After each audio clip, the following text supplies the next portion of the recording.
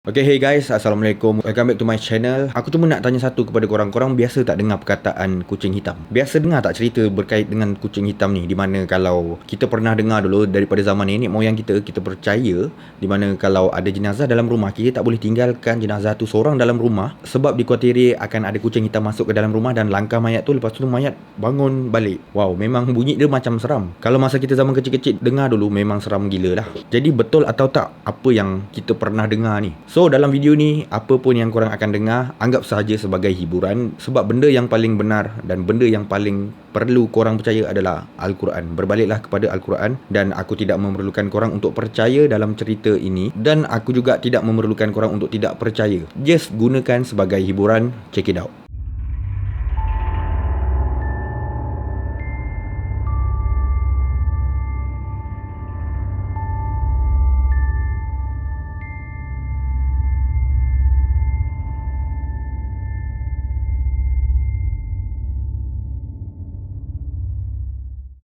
So, kucing ni merupakan satu binatang yang kita akan nampak very cute, sangat comel. Dan kita boleh cakap setiap rumah dalam Malaysia ni, diorang mesti ada bela kucing, walaupun sekurang-kurangnya seekor. Kalau ada pun yang tak bela kucing, mungkin hanya beberapa peratus je lah. Tapi dalam banyak-banyak kucing ni, kalau kucing tu warna dia hitam, orang akan beranggapan benda yang berkait dengan tahyul, benda yang berkait dengan sihir. So, let's dive into this video. Kita akan belajar sejarah tentang kucing hitam. Okay, kalau dekat dunia ni, dekat muka bumi kita ni, kebanyakan orang ada yang percaya tentang kucing hitam ni membawa nasib malang, membawa nasib buruk, dan dikaitkan dengan ilmu sihir. Untuk masyarakat Melayu pula, kita biasa dengan cerita tu lah, mayat kena langkah dengan kucing hitam, mayat bangun semula. Tapi sebenarnya ada banyak cerita yang berkait dengan kucing hitam dari seluruh dunia. Okey, kisah kucing hitam dalam sejarah. Ketika zaman Mesir kuno, kucing ni merupakan salah satu haiwan yang sangat disayangi. Kita boleh cakap di mana setiap rumah dan setiap keluarga mesti memiliki kucing,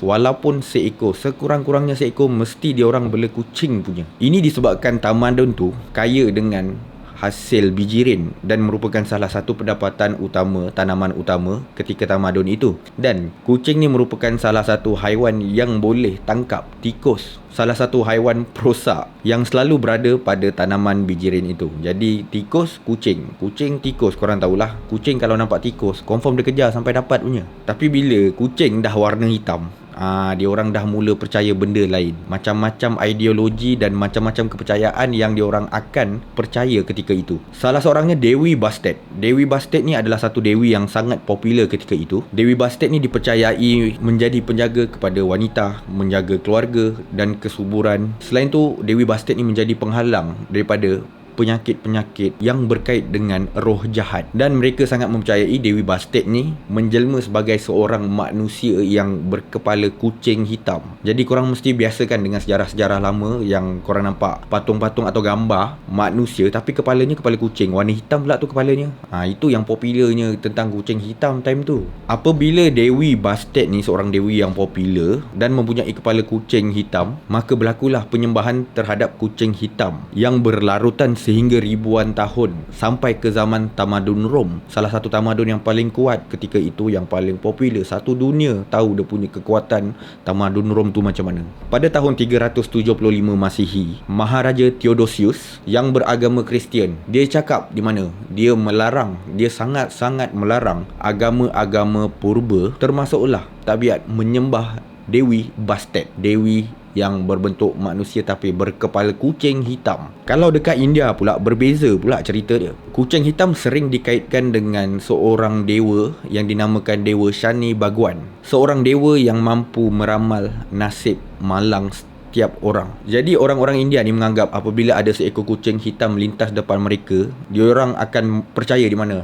ada malang yang akan ditimpa. Dia percaya sangat benda tu. Dan apa yang dia buat adalah membiarkan kucing tu saja melintas, dan orang-orang yang ada depan dia orang, dia akan biarkan melintas supaya malang daripada kucing tu, kucing hitam tu sendiri akan dipindahkan kepada orang lain. Jadi kita ni kan, kalau nampak kucing hitam kan, biarkan aja. So malang tu tak akan terkena pada kita.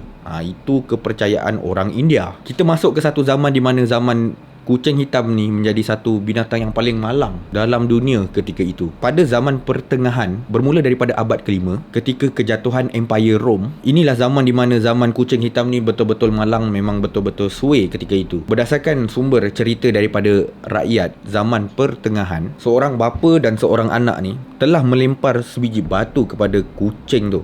Kucing hitam, dia baling nak halau kan. Lepas tu kucing tu dah kena baling batu, dia lari masuk ke satu rumah yang ada seorang perempuan dekat dalam tu. Dan kebetulan penduduk tempatan ketika itu, dia ada rasa curiga dengan perempuan yang duduk seorang dalam rumah tu. Dia orang menganggap perempuan tu adalah ahli sihir dan sentiasa mengamalkan upacara-upacara sihir. Dan kebetulan pula, esoknya perempuan itu keluar daripada rumah dalam keadaan lebam-lebam dan jalan dalam keadaan tempang.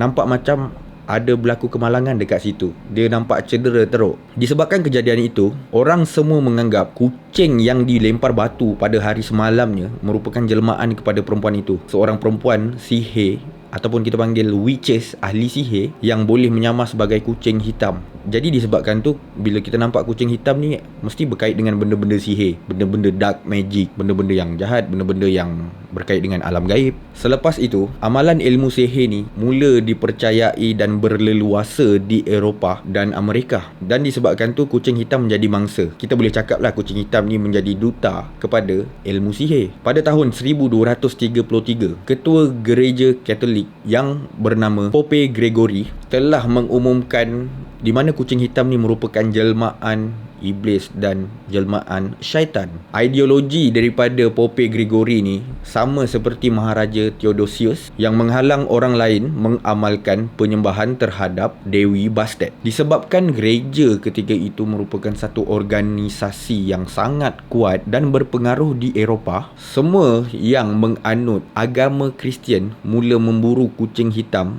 dan dibakar hidup-hidup. Memang kesian gila kucing hitam ketika itu. Padahal dia sekadar kucing yang warnanya hitam, tapi disebabkan kepercayaan-kepercayaan lain ni dan ideologi diorang sanggup tangkap kucing yang warnanya hitam dan dibunuh dan dibakar hidup-hidup. Memang teruk gila, memang kejam gila. Perbuatan ini menyebabkan kucing hampir pupus di beberapa kawasan di Eropah pada abad ke-14. Bila populasi kucing ni semakin berkurangan, ianya menjadi satu benda yang tak elok terhadap populasi haiwan, di mana kucing ni suka memburu tikus. Bila kucing kurang, tikus semakin banyak, dan kesan daripada jumlah tikus yang sangat besar, populasi yang sangat besar, ianya menjadi penyebab penyebaran wabak penyakit yang dibawa oleh tikus tu, sehingga menyebabkan kematian. Yang kena ramai guys, bukan seorang dua, beribu orang mati disebabkan wabak penyakit yang dibawa daripada tikus tu. Dan wabak ini dinamakan wabak bubonik atau lebih dikenali sebagai Black Plague. Jadi bila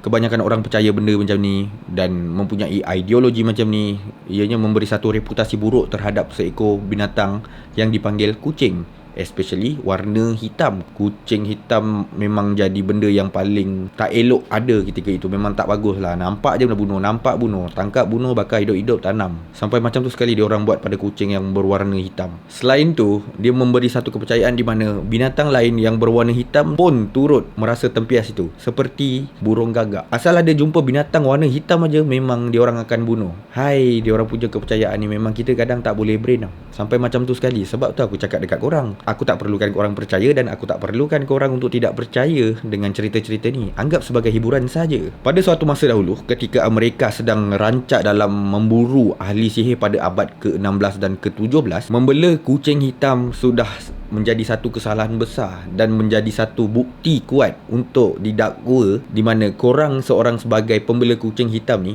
dikatakan seorang ahli sihir dan mengamalkan ilmu-ilmu sihir. Jadi golongan yang paling banyak didakwa sebagai ahli sihir ni, of course lah, perempuan. Kalau kita tengok dekat mana-mana movie sekalipun, orang yang dipanggil ahli sihir atau witch biasanya perempuan. Jarang jumpa lagi. Aku tak tahulah ada movie-movie kat luar sana yang witch dia seorang lelaki. Mungkin korang boleh kongsikan dekat ruangan komen. Jadi banyak wanita-wanita yang telah dibicarakan dan diberi hukuman mati sebab dituduh dan didakwa sebagai ahli sihir hanya sebab ada kucing hitam dekat rumah. Mereka percaya di mana kucing hitam ni merupakan satu binatang yang menjadi teman kepada ahli sihir dalam melakukan upacara-upacara ilmu hitam diorang. Disebabkan kepercayaan macam ni lah, kucing hitam ni mendapat satu reputasi yang paling buruk daripada dulu sampai sekarang. Aku rasa masih ramai lagi yang percaya. Bila ada jenazah dalam rumah, kucing hitam langkah, dia akan bangun. Tak pasal-pasal kucing hitam dapat nama. Kesian kucing hitam ni. Okey, daripada sudut berbeza pula. Pada abad ke-8, orang yang bekerja sebagai sailor ataupun pelayar sentiasa akan membawa kucing hitam dalam perlayaran mereka.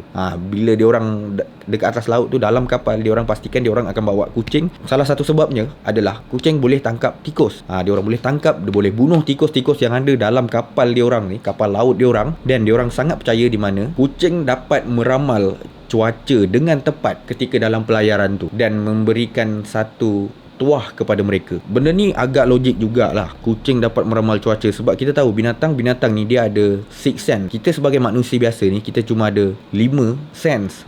Tapi binatang ada six sense. Ada yang ke-6 tu. Dia dapat rasa ada yang nak mati, dia dapat rasa ada nak hujan, nak ribut, nak ada malapetaka ke apa. Binatang memang kebiasaannya logik lah kalau ada six sense tu. Benda ni banyak diceritakan daripada mana-mana sumber. Dekat negara Jepun lain pula. Bela kucing hitam ni bagus untuk masyarakat Jepun sebab boleh memudahkan urusan mereka, especially yang berkait dengan jodoh. Kalau ada kucing hitam, senang dapat jodoh.